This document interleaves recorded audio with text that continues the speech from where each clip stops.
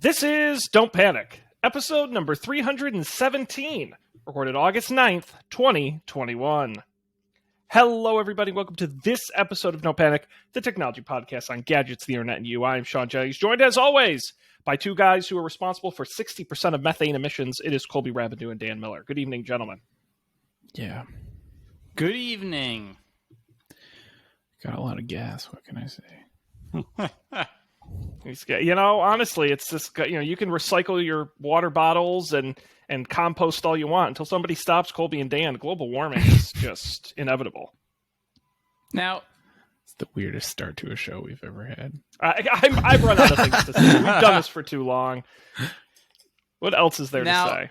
I feel like some of this climate stuff is a little bit like COVID misinformation-y. Is there anything that an individual, that collective individual action can do, right? Because I've heard the argument that says, oh, well, even if, we all stopped driving cars, 60% of, all emissions is, ocean liners. So, doesn't really matter, or something to that effect. Is there, a article or YouTube video I can watch that just tells me everything I need to know? Yeah, I mean, 4 companies, Chevron, Exxon, BP, and Shell, are responsible for 10% of the world's carbon emissions since 1965. And 20 companies are 12 of the top 20 companies are responsible for 20%.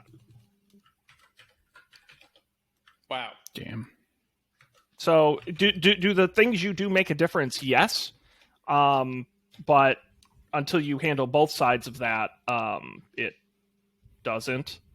You can do your part, but everyone needs to do their part, if you know what I mean. You can buy an electric car, that's great. When everyone buys an electric car, that's better. Right.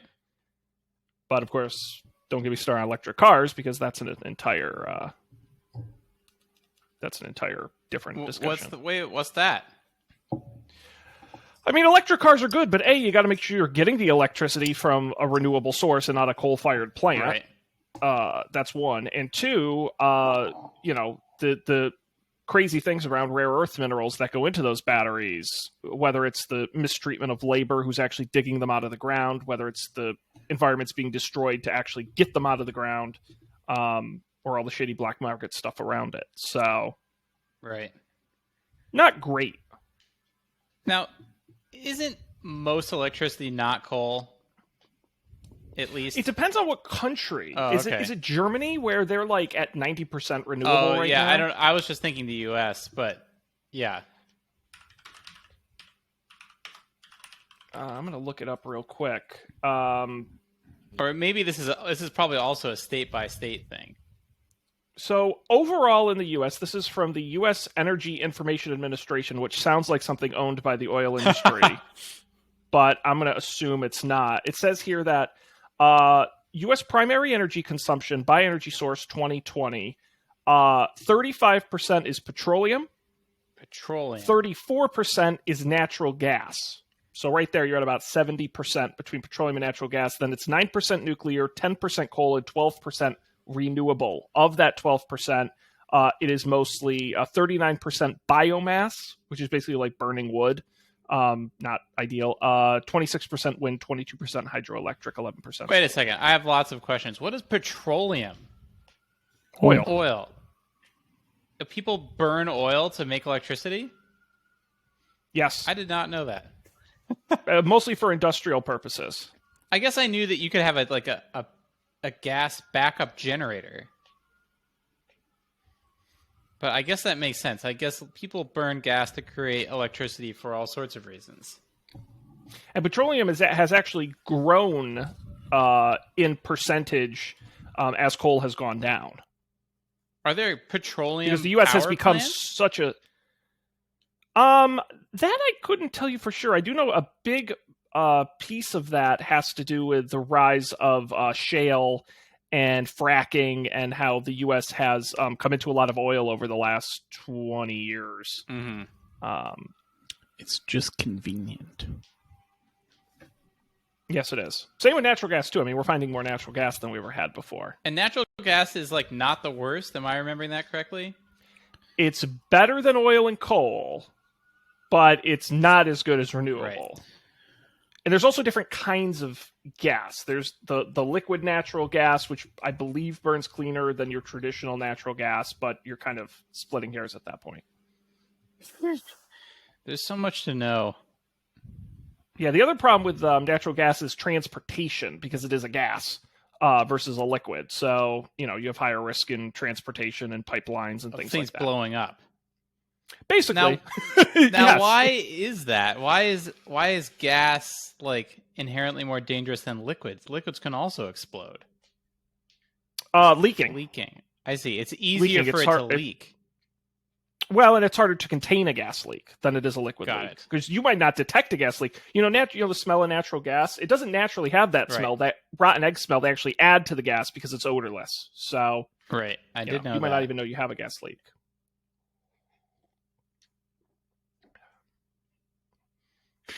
So, there you go. Hope you learned something today. 36% of all energy is used in the industrial sector, and another 35% in transportation, most of which is oil for cars. That's what I was wondering. Only How much of that oil is just for cars? Does that count? I guess it doesn't say electricity generation. 66%. Right. 66% of it, and then another 26% is for industrial. So very little of the oil goes to residential or commercial operations. Or even into the electric grid. Only 1% of oil goes into the electric grid. Right. Okay, that makes sense. Most of the electric grid is more natural gas, renewable, and coal. Almost all the renewable goes into the electric grid. Very little of it goes to industrial. And almost none to transportation.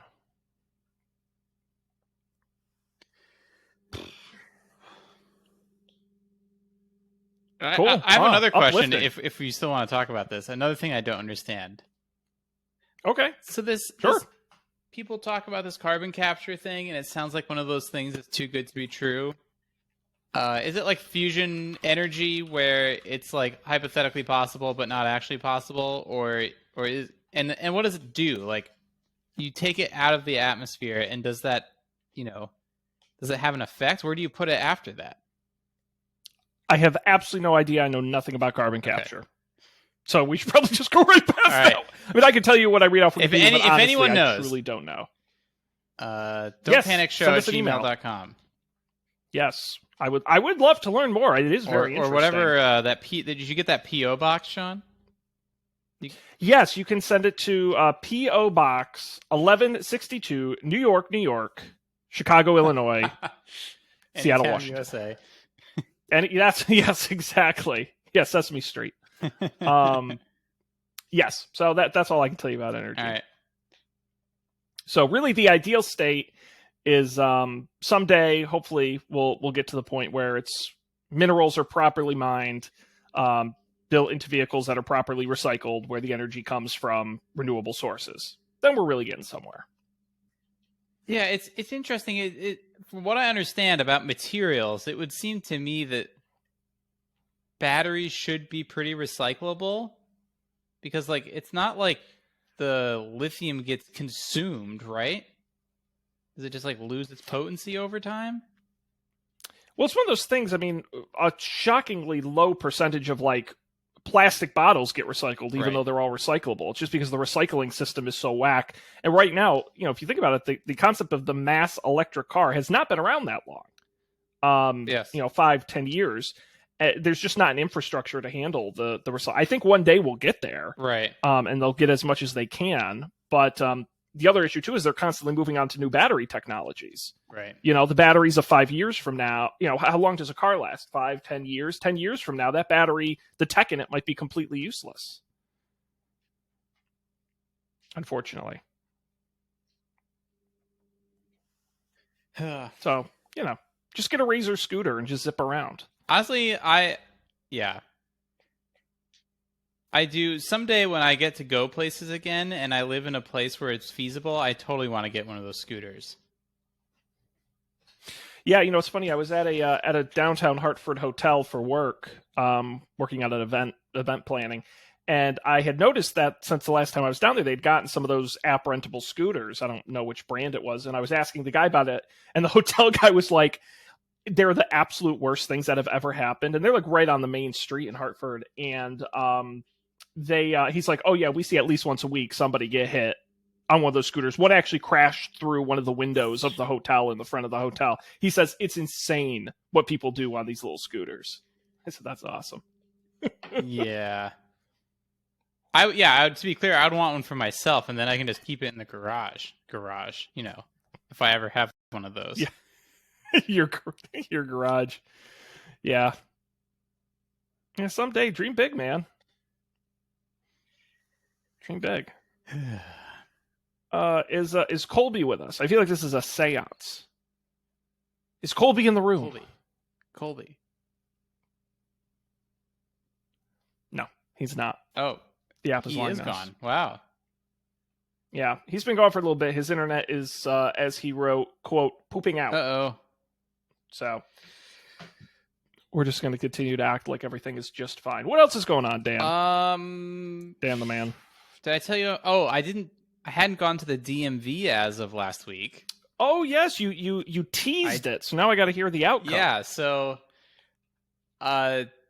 first things first. Having an appointment does not make it go any faster. I was there from 1 to 4, I think.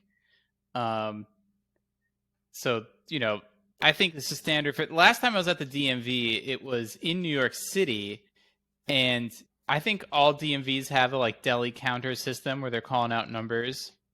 And does the DMV that you've gone to, Sean, have multiple queues that you're in, and so you get a different number at certain times, and there are many numbers being called out for different queues at all times? Does that sound familiar? Yeah, I've had very different experiences here in Mass. It's been very positive, the changes they've made. And yeah, you're right. Depending on what you're there for, there's special dedicated lines for each, and the queue system is usually pretty good. When I was in Texas, an absolute horrific nightmare. Yeah. The worst, I could not believe how terrible it was. Yeah, in New York, it was funny because there's so many people there and so many different queues that the PA system was pretty much always announcing a number. Yeah. And so you couldn't stop paying attention. It was like some sort of intricate CIA torture system. You had to be 100% on the whole time because there was no screen either, I don't think. It was just you got to listen for your number, and you got to listen for the station, and you better hope you don't miss it. So at least in COVID times, there weren't that many numbers being called, but otherwise it seemed to take just as long. But the other thing I didn't expect, or the thing that I didn't expect, was that in a normal DMV, you can't really hear what anyone else is saying because there's so many people there, but they were only letting 15 people in at a time. And I could hear everything that everyone was saying. And the only people talking at a DMV are the people who really screwed up. Yes. And so I'm sitting there for hours. I get through one thing and I sit and I wait, and then I get through another thing. And the only things I'm hearing are oh my God, I didn't, no one told me that. And I was like, oh, what happens now? I'm like, oh God, please. Because I'm going to Maine next week. I was like, I need to have a valid license plate. I need to have at least a temporary license. Right. So I get up there, and the only thing I didn't bring, and again, this was their only fail, was and I'm me. I'm very detail oriented. I hate breaking the rules. I read through that form meticulously. I brought 2 copies of every possible thing they could ask for. And I get up there, and to the final boss, the one where I transfer the car registration, or I get a title. I don't know what I was doing, but maybe in retrospect this was obvious. But it wasn't stated on the form that I needed to bring the old New York registration. Wasn't stated. Oh. And so I get up there, I show her the form. She's like, "Wow, this car is pretty new." I was like, "Yeah." It's like, "Did you bring the registration?" I was like, "No." Didn't say to. She's like, "Oh, well, it's so new. You have to bring the registration. Otherwise, how do we know you ever registered it?" I was like, "I don't know." Didn't say it on the form. Luckily, she gave me a hall pass like you get in high school. Please admit one Dan Miller back into the building. And I wasn't one of those poor schmucks who had to like, oh, does this mean I have to make another appointment? Yes. Oh, and appointments are like 5 weeks out. Yeah. So it was fine. I now even have a license. They shipped me my actual license. It arrived today. They come pretty quick. Yeah. That was the other thing. They had these signs up there like, we no longer print licenses on site for security reasons. I was like, but like, again, and I feel like this is one of my gripes with the U.S. bureaucracy is at this point, you like when you've gone through a DMV process, you are very sure of who I am. So if you could print it and hand it to me, wouldn't that be the most secure way to do it? Like what security are you getting by mailing it to some address that you hope I live at that someone doesn't intercept? Even though that is a federal crime. Well, it's like, did they? Because I'm assuming you had to get a fresh license plate. Yep. Did they just grab yours off a big pile of I license assume so plates? because they handed me that one right away. Because that's what I loved about the security of it. Is there's just when I was in Texas, I got mine. They literally had a stack of like 50 of them, and they just grabbed the one off the top and hand it to you. And I'm like, okay. I didn't get to see that. That cool. would have been cool, but I'm pretty sure that's what happened. Yeah, it would not surprise me. I also noticed in Connecticut, they seem to have changed the license plate schema where it used to be like 3 letters and 3 numbers, and now it's 2 letters and 4 numbers, which doesn't make sense to me because that's fewer possibilities, I think. Whatever. It's lots of mysteries. Did I ever tell you what happened when I came back from Texas at the Mass RMV? No. Oh, the RMV. I do know about that. The Mass Massachusetts RMV. is really like, I don't know. You all have to do everything just a little bit different there. Patriots Day, RMV. It's not a department. Commonwealth. It's a registry. No, when I came up, I had to get new license plate, switch over the title, new driver's license, new everything, registration, new everything. And so I was there. I actually got in pretty quick. I barely had to wait, and they took me. It was great, whatever time of day I went. And the lady was like, because I had so much stuff, and she was going to handle basically all of it, she goes, okay, you're going to have like 5 different credit card transactions for each different fee and stuff. So they're just going to come through one at a time, and you just click OK and sign for them and go through. Okay. So I'm going through, and when you're at one of those credit card terminals, you kind of just like draw a line or a quick, you don't really sign it, right? You just kind of draw a line. Well, so I get through the whole process, and then like a couple days later, they mail me my license. One of those signatures she had me do was my official signature for my driver's license. So literally on my driver's license right now, on the signature, it's literally just a line. And so, like, God forbid we ever had like some like mail-in voting, where they compare signatures against your license. Like, that's a real legal thing. Like, it's important to have a legitimate signature on your license because they match it. And mine's literally just a line. I could not believe she let me get away with that. And I couldn't. I knew exactly what happened. I'm like, God, they just kept signing. And yeah, don't sign anything if you don't read. That's funny. Yeah. Yep. So. I'm glad you're all licensed up. I think. Now, you didn't go for a vanity plate. No, I didn't have time, and I don't think I ever want a vanity plate, especially if I might be moving again, which I am. I'm definitely moving again at some point in the next 2 years. So it's like, I don't know how much they cost, but if it was anything more than $10, it would definitely not be worth it. Yeah, no, you're probably right. I would like to see, though, what kind of plates we could get you, because... is there like a Connecticut DMV... Yeah, there is, but you gotta like register and put in your like current plate number, and I'm not doing that. But I would be curious if we could get like Jazz Dan would be a great plate. That would be a great plate. I think it's 1 character too long, though. Well, I know that there are flexible rules. Less. There you go. Yeah. So Jazz Dan is great. Miller. You could do D Miller. Yeah. I mean, you got a ton of options. There are lots of options. Big Dan 6. I don't know what the 6 is for. Yeah, think about it. Veteran motorcycle and classic motorcycle plates can only accommodate up to 5 characters or 4 characters and 1 dot. What's a dot? It's like Yeah, I've seen license plates with dots. I don't know why. That is an odd one. Well, that's good. What else is going on? I saw a Honda. I saw a Honda Civic this week. I think it was a Honda Civic. Maybe it was a Honda Accord. It looked like a '90s Honda Accord. Maybe it was an '88 Honda Accord, and it had classic vehicle plates on it. And I was like, "Yeah, isn't that funny?" Oh boy! That was the last car I drove. How far off is a '97 Honda Accord from getting classic plates? Yeah, I've got to look and see what the regulations. It's 20. It's 20 years in the state of Connecticut. 20 years. So that would mean, yeah, I mean it's 2021. So a 2001 is a classic car. That's wild. Yeah, the last car I drove is a classic car. That is incredible. The funniest part is, at least in Connecticut, the classic car license plate has like a Model T on it. Like that's the design. Mm-hmm. And then you see it on like a 2000 Honda Accord, and you're like, that's not a model. That's not even from the same century. That's great.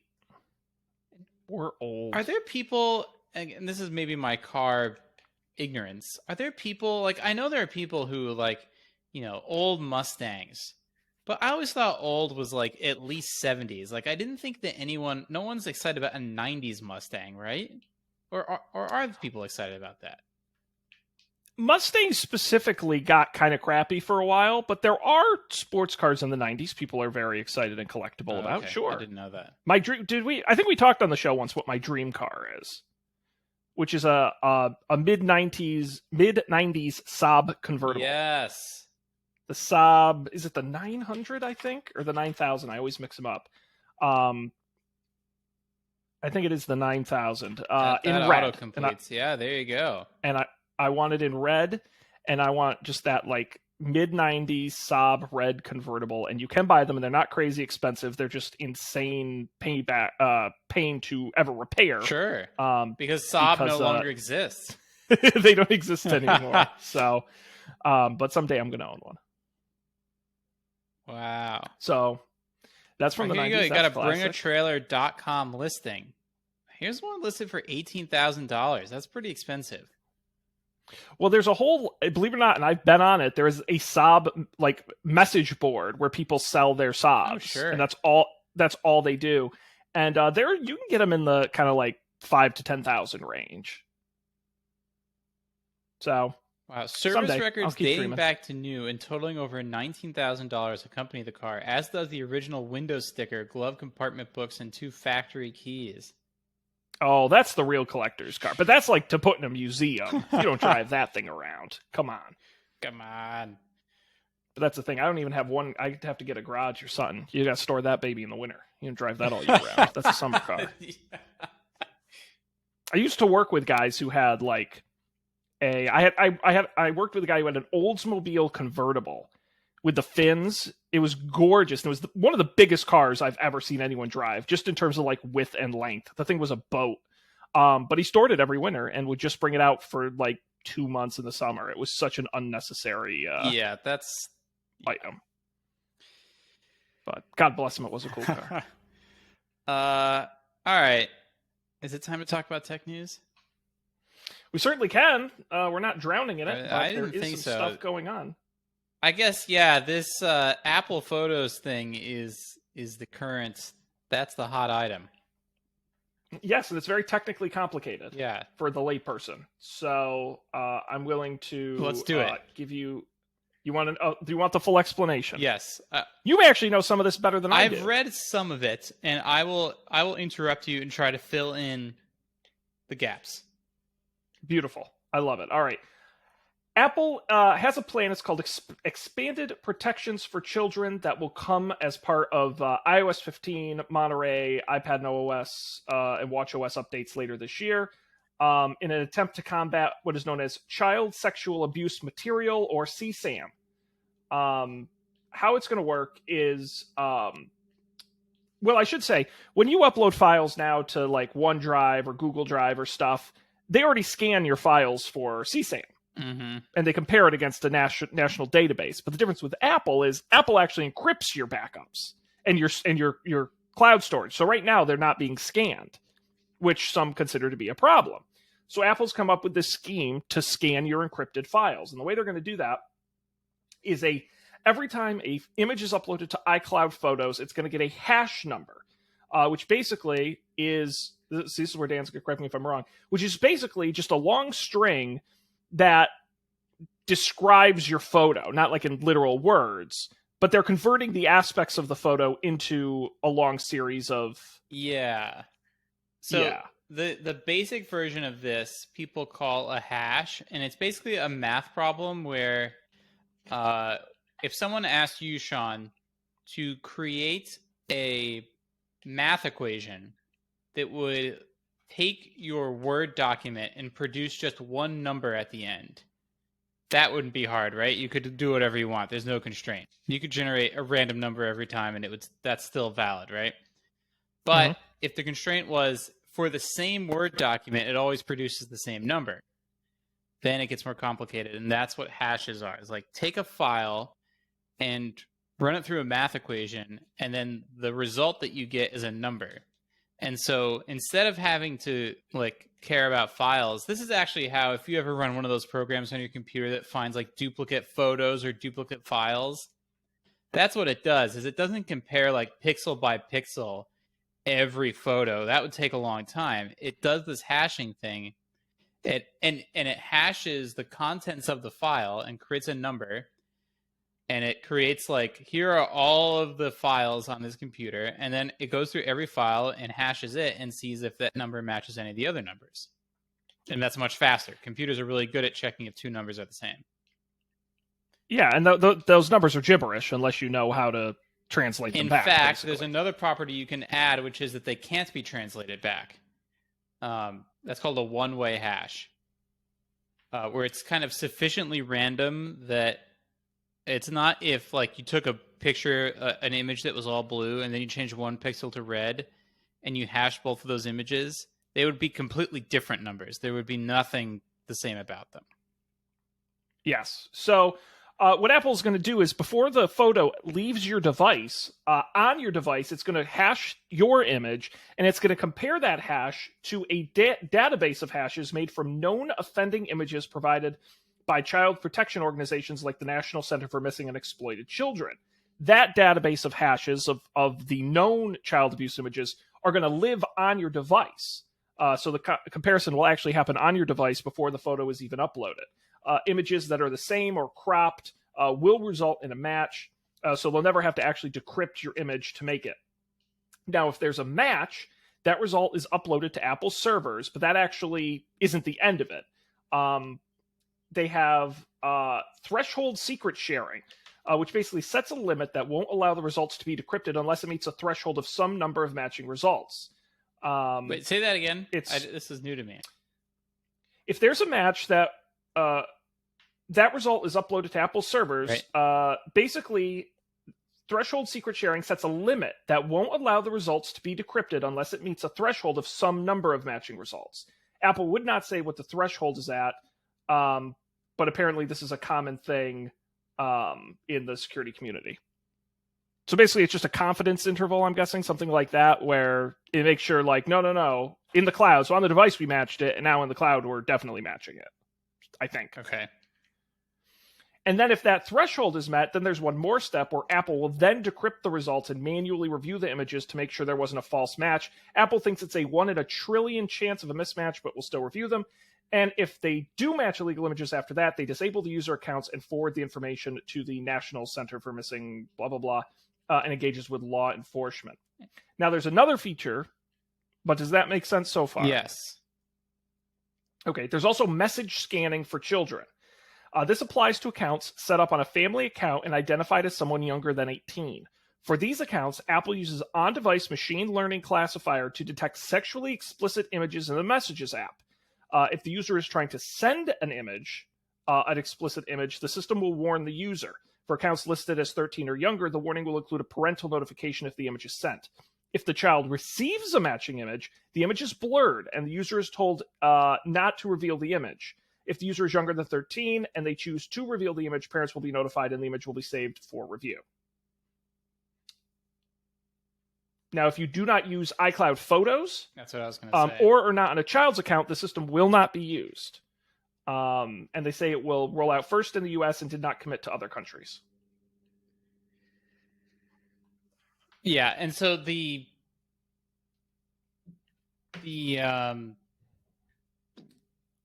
pushback against this comes from people saying, well, Apple has this list of offending image hashes, and some government could ask Apple to include, like, oh, find me all the people who had this map of where protests are taking place saved on in their iCloud photo library, and that the system could identify those people.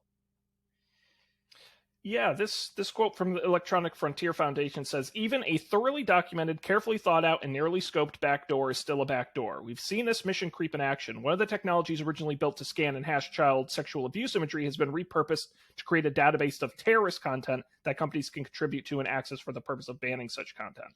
Now, Apple has responded that they have a number of safeguards in place, including that they're using just the list of banned images from the National Center for Missing and Exploited Children, and the system only works with those images. They say they will not add to that list, and the list is the same across all devices. They also say that it will refuse demand from governments to add additional images to that list. And I think in Apple's response, there was some teeth to that and said, as we've done in the past, which they famously have done in the past, refuse to add backdoors or even aid governments in breaking encryption and other security stuff. Yeah, I mean, the wacky thing for me is I get the hash matching. Like, that's not as bothersome to me. The messages thing, where it sounds like it's machine learning to be On like, device. the AI knows that's a penis. Like, you're not comparing against a database of known bad images. It's sort of guessing that it's inappropriate. But then the other difference is that those photos, Apple doesn't report to themselves. It only reports to the parents and may block the children from seeing it, I believe. Am I remembering that right? Yes. I don't know if it even blocks them from seeing it, just notifies them that they did see it. Yeah, it says that, hey, click here to reveal the image. You probably shouldn't. It may be inappropriate. They still can, but the parents will be notified and the image will be saved for review. But Apple themselves will not participate in that. Yeah, and so, wait, you're saying that one is more suspect to you? Well, it's just one of those things where I just wonder how well it works. First of all, again, when you're just matching against a current database, I trust that works. I don't know how well, it's the old Silicon Valley hot dog, not a hot dog joke, if you've ever seen that show. And it's, I don't know how well that actually works. And the other thing is, I guess it's fine. I don't really care. No, I think it's fine. I'm worried about that too. Like, these things have not been very successful in the past. The auto detection stuff, as opposed to the checking against a known list stuff. I forget where I saw it recently, where it was a very innocuous image, and the system's like, oh boy, like, is this a thing? And then another problem with a lot of these algorithms is that the things that people train them against, because that affects how they behave, are things that the majority of people, and even more specifically, the majority of tech workers, are familiar with. And so, gay people, right? There's probably not going to be a lot of these tools trained to accept certain kinds of images as okay versus others as being sensitive. I forget what I saw. I saw this with something really stupid. I just don't remember what it was, but it's not the first time I've seen something like that either.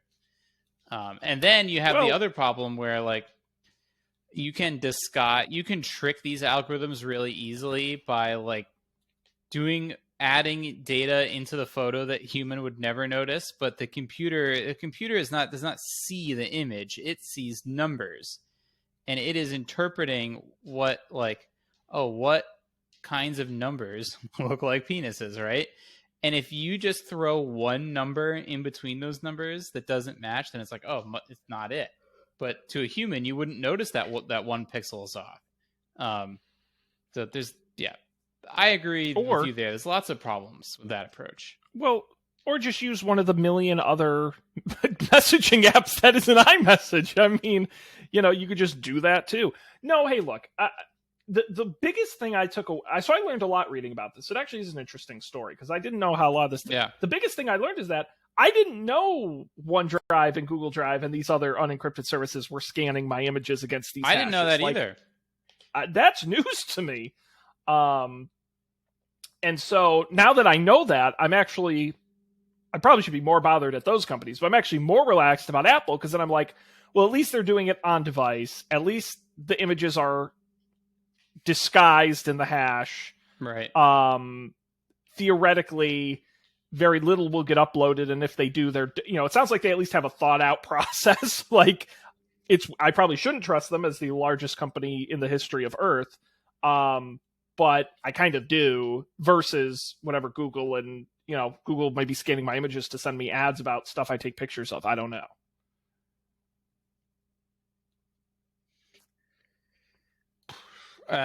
They probably are.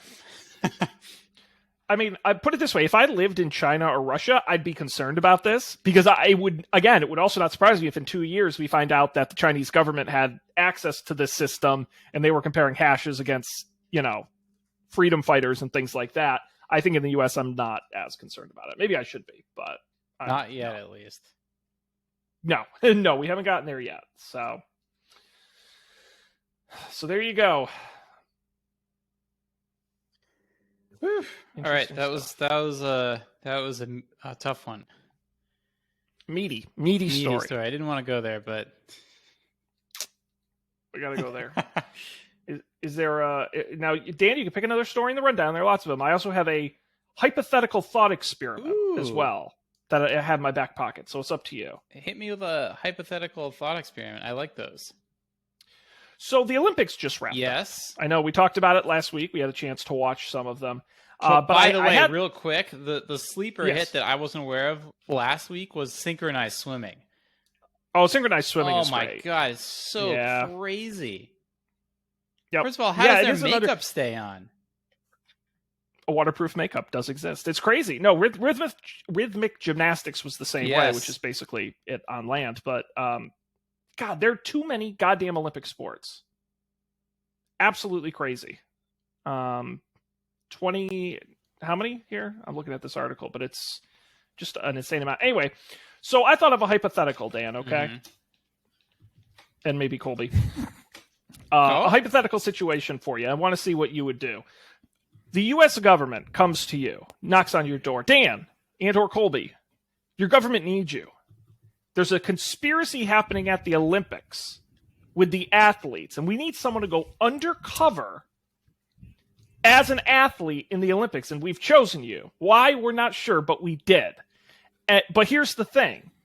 You have to pass as an athlete in the sport you choose. Now, you don't have to win gold. You don't even have to. You just have to do good enough to pass as a potentially legitimate Olympic athlete. You can choose any sport you want, but you have to choose one sport that's your sport. And we'll even give you like an hour with an expert in that sport to try and give you a few tips. That's all we can do, but you got to get in there right now. What sport do you think you could get away with being just an average guy who knows nothing about it, but you've got to go undercover and convince these other athletes that you are an actual Olympic level blanker? Summer or Winter Olympics? We'll focus on the summer for this because that's the one that just happened. I had an answer for the winter. Well, I'm curious. Okay, what was your winter? Curling. I feel like I could be on the curling team. Okay, that's bold. No, of course not. Oh. Excuse me. Damn. All right. I like his confidence. Yeah. I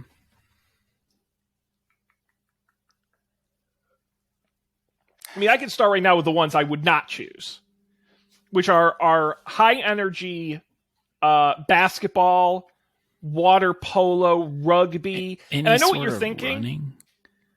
Yeah, and I do want to point out there's another caveat, which is if you pick a team sport, you are expected to play. Don't think you can ride the bench. So don't be like, oh, I'll choose basketball and I'll just be a reserve. No. That's No, not. you have That's to be like defeats the involved. purpose. And so I think ones like that, I would probably die trying. Yeah, So I have a Badminton? dilemma is that I think probably the sport that I have been historically best at is swimming. But I think that no matter how good you are at swimming, you have to be like sufficiently in shape to pass, and I don't think I could pass in a week. Right. That's very fair. Same thing with badminton. I'm pretty good at badminton, but like, I don't know. Curling's a great answer. I was leaning towards skateboarding. Oh, actually, I have an answer. I've got it. All right, what's your Archery. answer? I don't. You think you could? I mean, you've seen like they rarely get outside that 8 circle, 8, 9, 10. They're pretty good. You think you can hit that most of the time? But at least I wouldn't actually die trying. That's you know, true. like I don't think you could say that. Like canoe slalom, I would probably kill myself. Skateboarding, same. At least you can't screw up. Well, I guess even archery, it would be really hard to kill yourself doing archery. I guess maybe if you shot it straight up and then laid down on the ground with your mouth open, maybe then. Don't do that. I mean, but that's the other thing. Is part of the assignment. You're undercover, so you have to talk to the other archers like you know something about I archery. have taken some archery classes when I was perfect. in middle school. There you go. So I never got to use the cool compound bows. And see, I know what that is. A compound bow is the one that have the wheels on it. I never got to use those. I had to use the, I don't know what they call them. Straight bow? I don't know what you call it. But see, the nice thing about the compound bows are you don't have to expend a lot of energy keeping the bow drawn.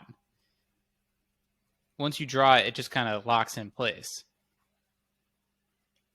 Fun fact. Is that what the Olympians use? I think so. I watched a little bit of it. I don't remember if they had wheels. Yeah, I don't know. It's a good question. They had these huge tubes stuck on Right, it, the tubes. which I think were for balance. I think so, and then you can set it down on them when you're not using it. Mm. Oh, maybe they Huge don't tube. have. They're just regular bows. Oh, look at that! They're just regular bows. Damn. I'm not sure that this is possible. It's hard. Just no sport. Yeah. I mean, I think. Go ahead. I know what sport you could do, Colby. What is it? I feel very confident. What is it? Boxing. Oh, God. Now listen. You would get your ass kicked, okay? You would get destroyed. But I feel that's a sport that even if you just tried, people would be like, he's not a good boxer, but like with an hour of training, I think you could like look good enough as you were getting pummeled. See, I feel like seeing me physically, it would be instantly clear that I'm not an Olympic boxer. No, but we'll get you. We just got to drop your weight, get you into like a featherweight class. They're not as buff. I think you'd be fine. And I would love to watch you get your ass kicked. So Maybe. Let's hope this doesn't happen. Recurve awesome. bows are the ones that don't have the wheels on them. No wheels. No wheels. Old school. And yeah, there are no compound bow events at the Olympics. I don't know. Maybe I'd be screwed. No, I think you. I mean, what about Dan? Have you ever ridden a horse before? No. Okay. I did All watch right. some of that, the cross-country dressage. Yeah. Yeah. Well, you say you're a good swimmer. What about synchronized swimming? You can be part of a team. But then so if you, you're kind of you have crappy, to know the routine. you really stand out. You have like an hour to learn it. Dude, we're on in like an hour. Just like, yeah, that does I'll just be the guy who treads water in the middle and everyone rotates around me. Yes, that's great. High visibility. Amazing. It's pretty good. Are you happy to accept cookies? Olympics.com answers me. No, manage settings. Yes, I am happy. Yes, I am happy. This conversation, did you guys ever watch that show Patriot on Yes, Prime? yes, I was thinking the same It's thing. basically the plot of that show. Oh, that's great. Yeah, like I'm the onto guy something. is a spy and he's like undercover as some kind of really intense like engineer, like an oil pipeline engineer, and he's terrible at it. And he's on like a team of people who are oil pipeline engineers, and they think he's full of shit mostly. I don't know. I mean, so maybe actually I could do one of the shooting sports then. You don't need to be strong to... That's a good idea. The air pistol people. There we go. Yeah, I feel like I could. Most people can swing that, right? I'm sure it's way harder than it sounds, but I think the key maybe also is to find a sport where no one can tell if you're sucking. Right? That's true. I guess that would be my question for the CIA. Do the other athletes need to think that I fit in, or is it only sufficient that the rest of the world thinks that I fit in?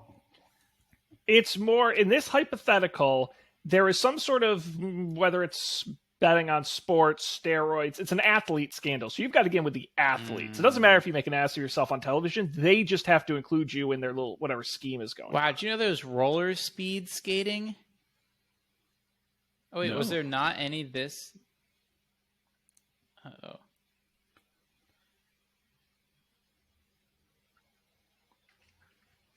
Yeah, I don't know. I think I could be the skateboarding event. If you watched the skateboarding event, I did. They messed up a lot. Like the one time they were good. I feel like I would get injured, but I think I could be like, oh man, I normally pull off that trick all the time, but whatever, man. They're laid back. Whatever, man. They were very laid back, very nice. Sean, have you ever tried to ride a skateboard? Yes, I got a skateboard as a gift as a child from someone who must have hated me, and it was a Darth Maul skateboard, which puts it right in that prequel era. And I rode it like 2 or 3 times, and I was done. I did take a bike off a ramp once. Nice. And I was going too low of speed, and I did that thing where the front wheel went right off the top, and I went over the handlebars and just beefed it on the pavement. And I said, "I'm done. This is very bad." So. Oh no. No way. It looks so easy on TV, doesn't it? Do they still have the X Games? They do, and that's what's crazy is like this is so repetitive. And I believe it or not, X Games is one of those where if I'm just hanging around and I see it on ESPN, I'm like, I am watching some X Games. It's legitimately very good. Yeah. Yeah, I believe it. I used to watch that. Because they've co-opted a lot of skateboarding, surfing. Oh yes, surfing. They've stolen a few of the kind of exciting, all the BMX stuff. Do they boogie boarding in the Olympics? Honestly, at the rate they're adding events, why not? Why not? Yeah, maybe that's your way in. It's only a matter of time. They used to. Did you know that tug of war used to be an Olympic event? What? From 1900 to 1920. Damn. Okay. So was water motorsports. I cruised right past the modern pentathlon when I saw it on the screen. Do you know which 5 sports comprise the modern pentathlon? I think I do because I'm looking at it, but I'd like to hear Colby. So that's 5. There's 5 things in it. There's 5 things in it. So I also cruised past. I spent like 5 minutes trying to watch the Olympics, and then I was too annoyed with the NBC streaming app, so I gave up. I did see the like logo for the pentathlon. Is fencing one of them? Yes, yes. That's all I really remember was that there was like people with swords. Is there a shooting component? There is. Yes. Okay. Is there a horse? There is a horse. There's a horse, of course. What about swimming? Yep. And then running seems like the obvious one. Wow. That was good. Well, what Wikipedia says is the modern pentathlon simulates the experience of a 19th century cavalry soldier behind enemy lines. He or she must, A, ride an unfamiliar horse. B, fight with a pistol and sword. C, swim. And D, run. So why isn't it called the 19th century pentathlon? Yeah, I don't know what the difference is between the historical pentathlon and the modern pentathlon. Not that modern, yeah. Yeah. What's the one that involves bike riding? Is that a triathlon? Yeah, that's a triathlon. Now, you would have That's thought that a biking, swimming, triathlon running. would be a strict subset of the pentathlon. Right. Well, there is a triathlon at the Olympics. So I don't know why we need both. Now, I have a question about the fencing. Mm-hmm. Yeah. Do they fence each other? Like, do they have to, like, run 30 miles and then, like, fight? Fight? I don't believe they do them all in a Oh. row. I believe they're staggered. It's a combined score over all of the events. That's lame. Yeah, pentathlon is, I think, top 5 worst Summer Olympic events. It's definitely up there. It's that old thing of, like, just because you put a bunch of good things together, you've gone and made them worse. Right. Well, more is not always better. Yeah, especially in this case. Wow. I have All so right. much to think about now. My future. Are you going to go out for one of these events, Colby? Well, if the government knocks on my door and makes me, I guess. You're a patriot. You're doing it for your country. Right. Of course. What am I going to do? Colby, we need you to join the sailing team. Right. Massachusetts man drowns impersonating Olympian on U.S. sailing team. Hit me. Secret undercover Yeah. man. That's awesome. Could you I will end this nice little Olympics rant on this, but the first modern Olympics took place in 1896, the games of the first Olympiad. And in that, 1, 2, 3, 4 events have taken place in every single Olympic since. Can you name those events? The modern pentathlon. Some have taken years off. No, the modern pentathlon started in 1912. 1912. That's even worse. It started in the 20th century. That's what makes it so modern. Oh my god. Jesus. Track and field. Is that even a sport? Yes, track and field is a sport, but the answer is no. No. Oh, athletics. Yes, they group them all in a big, but yes, athletics is Athletics. the problem. Is that covers all of the running, the javelin, Oh, I Really, see. that was all one event. You just got a gold medal in athletics. This year there were 40 in the first Olympics. There were 12 athletic events. In this year's there was 48. I see. Damn. I see. So that's one of them. Swimming. Wrestling. Nope. To both Nope of those? to both. Nope. Wrestling. Greco-Roman was in the first Olympics, but they took a few years off. It's been in most of them now. What about swimming? Swimming is one of them. Yes, very good. Just straight, swimming. Skateboarding. Surfing. Go figure. No, that's not it. What else? Gymnastics? Gymnastics. Yes, what you would call artistic gymnastics. Yes. Cool. There's one more you haven't gotten. You've done good. Horse stuff? No, not horse stuff. Horse stuff didn't start until 1912 as well. That was when they really expanded. Now, were any of them like team things, or was it all like individual? I think it was all individual initially, right? Um, I think I read that like the first couple Olympics, the people weren't even on national teams. no, but there just weren't a lot of team events. Right. Most of the team events came in later. I mean, you'd be surprised how even like taekwondo is pretty recent. Tennis, table tennis. Tennis, it's a lot. surprising how not, people don't really care about Olympic tennis. No, it's just I think because there are just so many events year round. I think golf was added this year. I think it's the same. Yeah. Or no, it was added in 2016. Yeah, I think about that all the time. Like for a lot of these events, like beach volleyball, like Olympics must be the biggest beach volleyball thing because I'm sure there are other beach volleyball competitions, but I'm sure they're never on ESPN. Yeah, although I will say, if you have cable and get the Olympics channel, which is a new channel that launched like 2 or 3 years ago, all year long they play all of the qualifying and world championship events for the Olympic. Wow. So like for swimming and stuff. It's one of my favorite curling. It's one of my favorite channels. I will say, if you're bored, they always have something on, and it's like, oh, it's the track and field world nationals in Geneva. Okay, cool. It's like it is cool stuff.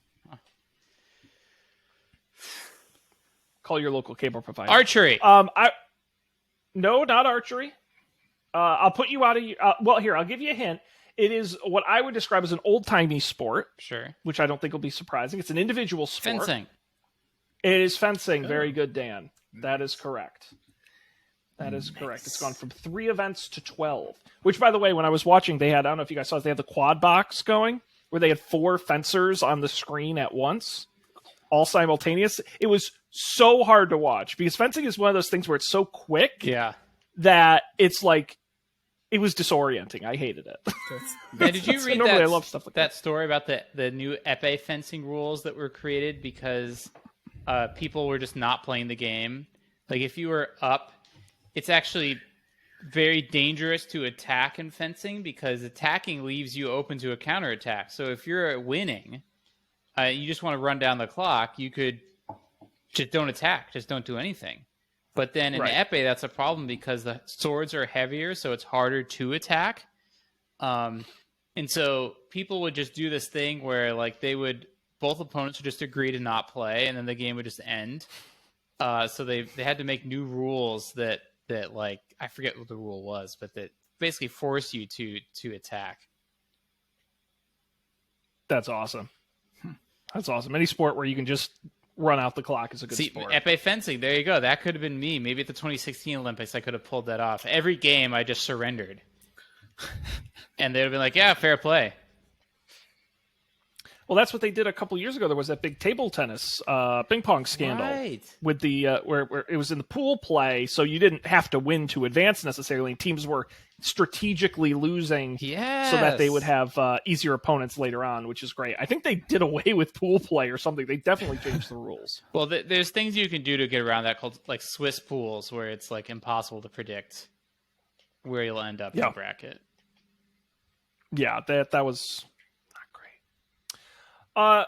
Guys, enough of the Olympics talk. Olympics is over until literally like 6 months from now when we have the Winter Olympics. But until then, we've got some picks here. It's part of the show where we just bring something we want to share, and we've got a couple of fascinating picks in here. And I got to go to my man Colby. I gotta see what the hell's going on here. I forgot what I picked. Oh my god, the drill brushes. Yes. The hell is this? I have a question for you guys. Do you own a power drill? No. Yes. Sean, this could be for you. Do you own a bathroom? No. You don't own a bathroom? No, I bought the house. No same bathroom. That's why he's doing all those renovations. Only. That makes sense. So that's what the yard's for, right? I know that you do own a bathroom, so I'm going to tell you right now, Sean. Unfortunately, I do. These drill brushes might be the product for you. It's a set of brushes. One of them looks like a toilet bowl brush. I don't know that I would use it in the actual toilet bowl. I think that could get weird. But the brushes, and they have the little like hexagon thing that goes, like that you'd recognize from like different bits that you would put in your power drill. So the way it works is you take this brush, you insert it into your power drill, and you use that to like clean your shower, and it goes so fast. It's wild. Wow. You could just use them to clean your bathroom.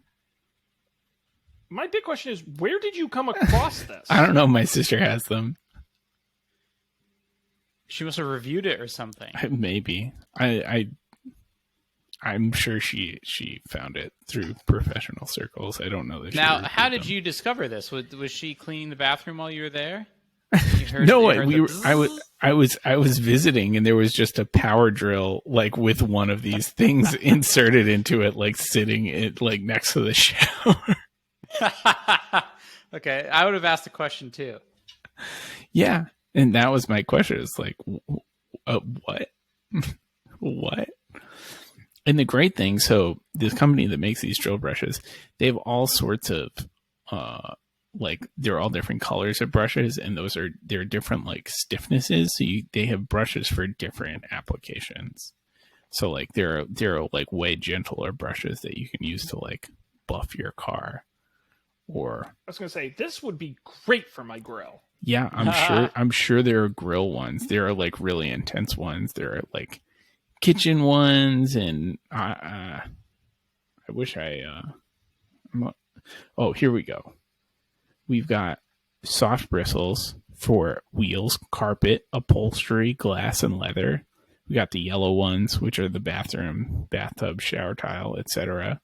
We got green, medium ones. We got kitchen stoves, cabinets, counters, linoleum. Blue bristles are for boats, pools, canoes, kayaks, hot tubs, other plastics.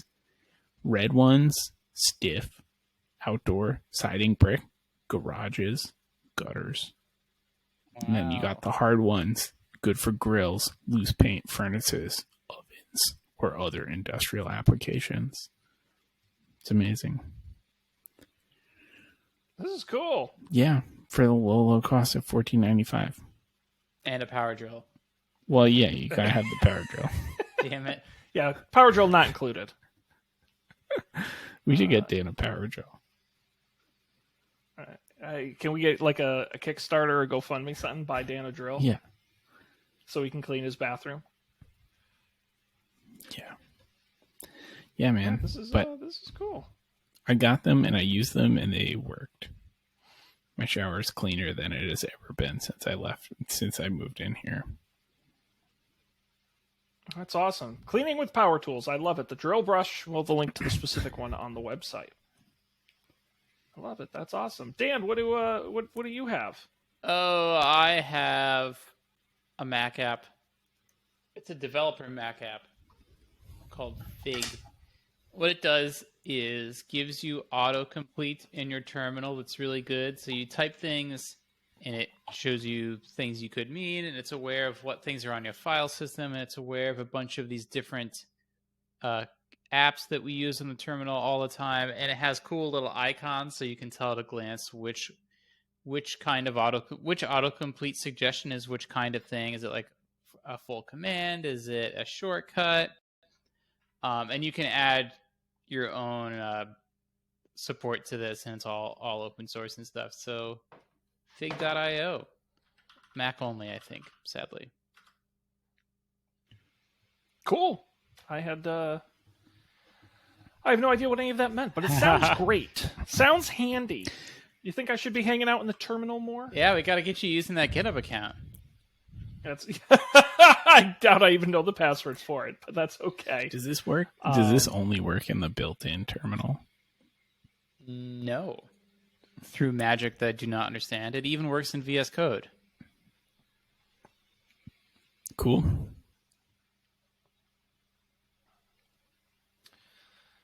Awesome. Thank you, Dan. Check out Google Fig, but not the new ones. No, although those are Something good. Else. My sleeper pick for Sean's cookie contest. The cookie.